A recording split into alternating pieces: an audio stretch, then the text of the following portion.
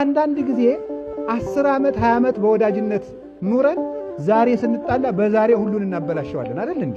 መታረም ያለበት ግን መቼ ነው? የዛሬዋ ብቻ። ዛሬ ከተጣላን የዛሬቱ ብቻ ነው መታረቅ ያለብን፣ መወቃቀስ ያለብን።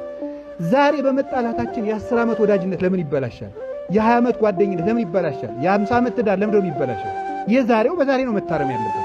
እግዚአብሔር ያጠፋችውን እሷኑ ብቻ ዛሬ ካጠፋ የዛሬዋን የትናንቱን አልየባ ትናንት እንዲነበር አይልም። ዛሬን ያርማል፣ ዛሬን ያስተካክላል። የመዳን ቀን ዛሬ ነው የተባለው ለዚህ ነው።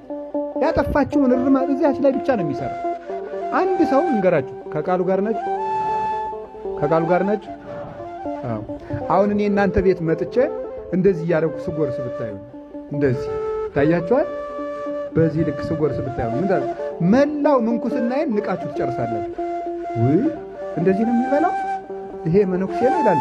ግን እንድቆይ እንጂ ችግር የሆድ ብቻ ቢሆንስ፣ በሌላ ጉዳይ ጥሩ መነኩሴ ቢሆንስ? ገብቷችኋል አባባሌ? ሆድ ብቻ ቢሆንስ ችግር ምን ነው ብታልፉ የዛለት።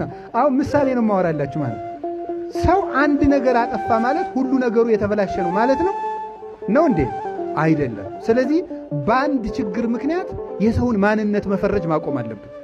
በአንድ ችግሩ ምክንያት ሰው ማንነቱ እንደዚህ ነው ብለን የራሳችን ምስል መፍጠር የለብንም። ሰው በአንድ ቀን ማንነቱ አይለካም። ሰው በአንድ ችግርም ማንነቱ አይለካም። በአንድ ጥሩ ነገርም ማንነቱ አይለካም። አንድ ነገር ጥሩ ነው ማለት ሁሉ መልካም ነው ማለት አይደለም። ይሄ ነው አጠቃላይ። እንደው እኮ ነውር ነው፣ የተከለከለ ነው። የሆነ ሰው ሌባ ነው እኩል ይሆናል፣ ሰው ሁሉ ሌባ ነው። ቀዩ በሬ ይዋጋል እኩል ይሆናል፣ በሬ ሁሉ ይዋጋል። ነውር ነው። ነውር አይደለም እንዴ? ያ በሬ ነው የተዋጋ፣ በቃ ያ በሬ ነው የተዋጋው። ስለዚህ የተዋጋ ስለዚህ ምንድነው መጠቅለል? ይሄ ዘንዶነት፣ ጅብነት ነው። ሁሉን መዋጥ፣ በአንድ ችግር ሁሉን መተቸል ልክ። ስለዚህ የእግዚአብሔር ቤተሰቦች ለይተን አጥርተን